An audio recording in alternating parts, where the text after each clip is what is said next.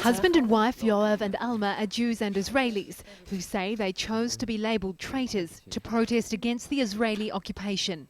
They're anticipating the end of the ground operation in Gaza, but doubt it'll stop the cycle of violence and eventually another war. For me, it's obvious that things will end only once there is a real democracy here and everybody has citizenship and it's not an apartheid country that like it has been for 60 years. The couple know the majority of Israelis don't agree with them and understand why.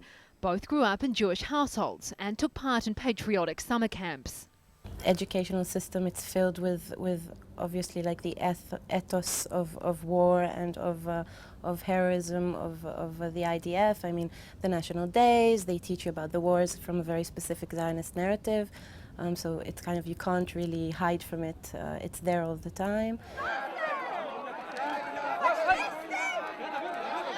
When Yoav arrived at an anti-war protest in Tel Aviv he helped organise, he found police dispersing the crowd. I realized only when I arrived that the police doesn't plan on letting us demonstrate. Police were clearly prepared for this protest. They've pushed protesters out and formed a line to not let them back into the square. But you can see they're still here. The message that they're chanting, no, no, no, we will not let fascism pass.